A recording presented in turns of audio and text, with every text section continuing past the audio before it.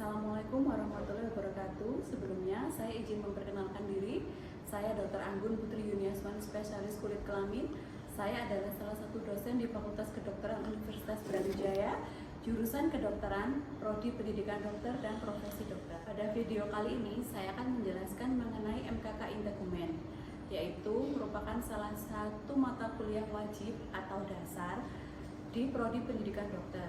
Pada MKK Integumen ini akan dibahas mengenai anatomi, fisiologi kulit, serta berbagai penyakit kulit baik yang berkaitan dengan infeksi maupun non-infeksi. Pada video ini saya akan menjelaskan mengenai perkuliahan kelainan erythropapulosis squamosa, vesicobullosa, dan penyakit autoimun. Pada mata kuliah ini, mahasiswa diharapkan mampu mengetahui, memahami, menegakkan diagnosis dan juga tata laksana dari penyakit-penyakit tersebut. Penilaian untuk mata kuliah ini akan dilaksanakan dengan metode CBT dan OSCE untuk mengetahui kemampuan dari mahasiswa. Perkenalkan, saya Dr. Anggun Yuniaswan. Saya dari Departemen DV. Kita mau belajar hari ini tentang topik kelainan erythropapulosis squamosa, vesicobullosa, dan autoimun. Bahan kuliahnya kemarin sudah saya share ya, saya harap mungkin masing-masing sudah baca-baca sedikit. Kemarin untuk mata kuliah yang awal, Dr. Aunur Rofiq sudah memberikan mengenai fluoresensi ya, fluoresensi. Dari situ sudah belajar pasti tentang papulo squamosa. Sudah ada gambaran belum? Papulo squamosa. Ada papul dan squama yang berwarna merah. Oke. Selain itu saya juga memberikan mengenai vesicobullosa dan juga beberapa penyakit autoimun. Kita mulai ya. Nah, untuk tujuan kuliah pada siang hari ini, tujuannya adalah supaya mampu mengetahui, kemudian mampu menjelaskan, dan juga pada akhirnya pasti mampu mendiagnosis.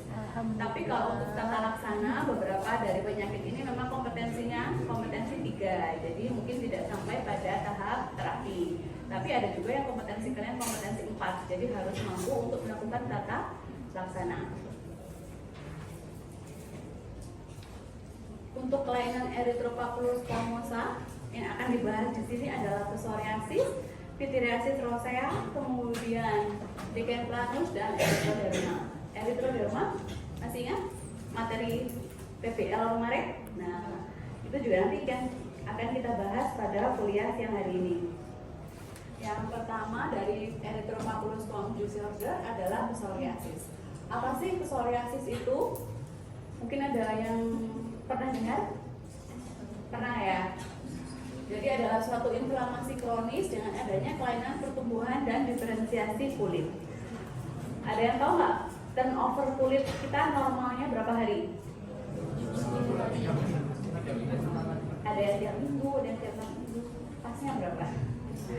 Ya, jadi rentangnya bervariasi antara 14 sampai 21 hari.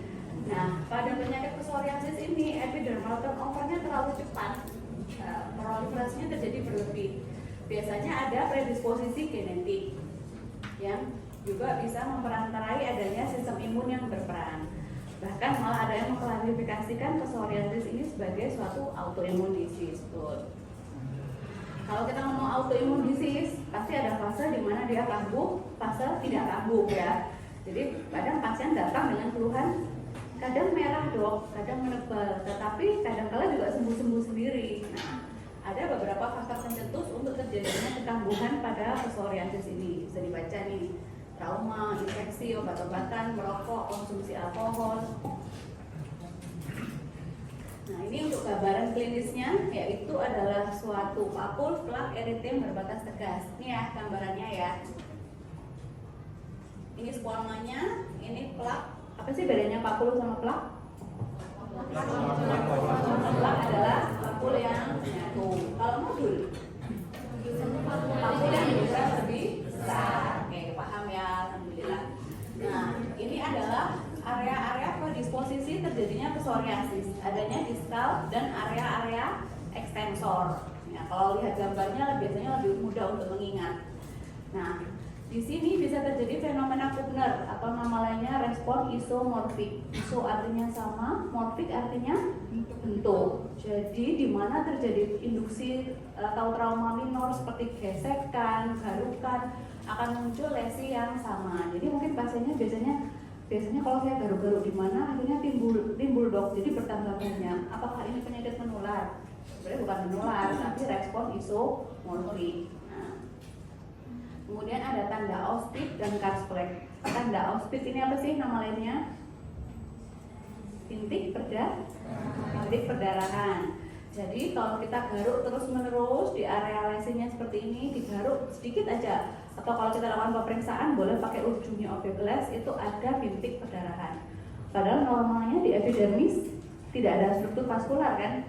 Nah, nanti akan kita lihat kenapa kok bisa ada tanda Auspitz ini. Kalau Karsfleck itu nama lainnya adalah fenomena tetesan lilin. Main lilin kan? Nah, kalau netes-netes seperti apa? Nah, itu fenomena tetesan lilin ini nama lainnya adalah Karsfleck. Dari gambar patogenesis di sini, nah ini gambarannya ada infiltrat sel radang sini di dermis. Kemudian ada hiperplasia dari epidermis. Epidermisnya di sini menebal. Kemudian ada diferensiasi yang abnormal. Jadi harusnya keratinosit itu semakin atas ini ada nggak endoselnya? Nggak ada. Nah, tapi pada ini karena proliferasinya tadi abnormal, turnovernya tinggi banget, jadi ada di sini. Itu namanya dikenal sebagai parakeratosis. Nah, kemudian di sini ada elongasi rete ridge. Nah, elongasi rete ridge ini yang menyebabkan tadi terjadinya bintik perdarahan. Papila dermisnya naik sampai atas sini. Jadi dengan garukan minor aja di sini ada struktur pembuluh darahnya bisa berdarah. Kemudian kumpulan sel radang ini namanya mikroabses Munro. Ada yang mau ditanyakan sejauh ini? Kalau mungkin bingung, boleh langsung angkat tangan dan bertanya ya. Untuk tipe klinisnya yang paling sering dijumpai adalah tipe yang seperti ini, tipe plak atau namanya psoriasis vulgaris yang tipe stabil. Nah, tapi ada juga beberapa variasi, gutata, erythroderma, inversa, pustulosa. Gutata itu berasal dari kata Latin, gutata apa artinya? Tetesan. Jadi ukurannya, kalau netes berarti ukurannya lebih kecil. Nah, seperti ini. Biasanya bersifat eruptif, jadi muncul berbarengan, misalnya dalam waktu 3 hari. Jadi kita belajar ilustrasi kasus ya, karena nanti soal kalian juga ilustrasi kasus. Jadi misal seorang pasien berusia 30 tahun datang dengan keluhan bercak kemerahan di kulit yang bertambah banyak dalam waktu 3 hari. Sebelumnya pasien menderita infeksi racang tenggorokan. Saat pemeriksaan didapatkan multiple plak eritem berukuran kecil di daerah dada dan punggung. Kemungkinan diagnosis pada pasien tersebut ialah psoriasis gutata. Beda ya kalau ini ya dari segi ukuran. Kemudian ada juga psoriasis erythroderma. Kemarin sudah belajar di PBL. Erythroderma yang bagaimana? Merah lebih dari 90%, jadi hampir seluruh tubuh. Ada juga psoriasis inversa. Inversa itu asal katanya inverted, terbalik. Jadi kalau tadi predileksinya ada di area-area ekstensor, kalau inversa justru sebaliknya ada di area flexural atau lipatan kulit. Contoh inframame, kemudian di aksilari, inguinal. Jadi seolah-olah seperti apa kalau ada di lipatan kulit di daerah lembab seperti itu? Lembab, berkeringat, cenderung infeksi jamur. Oke. Kemudian ada juga psoriasis pustulosa. Dilihat dari asal namanya ini sudah kelihatan berarti cenderung ada pustul. Apa itu pustul? Peninggian kulit dari sinana. Anak yang pustulosa sebelah mana? Yang pustul? Oke, ini ya pustulnya kecil-kecil ini adalah pustul yang bisa bergabung menjadi satu. Nah, ini psoriasis apa kira-kira? Inversa. Ini erythroderma di seluruh tubuh ya. Oke. Selain di kulit juga ada gejala klinis lain untuk psoriasis, misal ada perubahan pada area kuku, pada area lidah dan pada area sendi. Karena biasanya dikaitkan dengan penyakit autoimun. Jadi kadang bisa juga pasiennya mengeluh nyeri sendi, kemudian terjadi bengkak dan eritem pada sendi-sendi tangan. Nah, pada kuku bisa dilihat ini ada yang namanya oil drop berwarna kekuningan, ada onychodystrophy, kukunya hancur, ada subungual hiperkeratosis, ada juga pitting nail. Pitting nail ini seperti ini ya, jadi kukunya seolah-olah ada lekukan ke dalam seperti sumur. Kemudian pada lidah ada geografik ketang. Ini untuk diferensial diagnosis tidak usah dihafalkan, dalam artian yang penting paham. Kalau tadi psoriasis inversa, diagnosis bandingnya berarti apa? Infeksi jamur ya. Kalau psoriasis yang erythroderma, diagnosis bandingnya tentu erythroderma karena penyakit lain ya. Ini untuk approach diagnosis dan terapi pada pasien-pasien psoriasis. Jadi dari clinical impressionnya masuk psoriasis yang mana? Yang tipe plaque, tipe gutata, atau tipe erythroderma. Tentu akan berbeda terapi. Misalnya untuk terapi plaque ini dibedakan lagi berdasarkan luas keterlibatan kulitnya.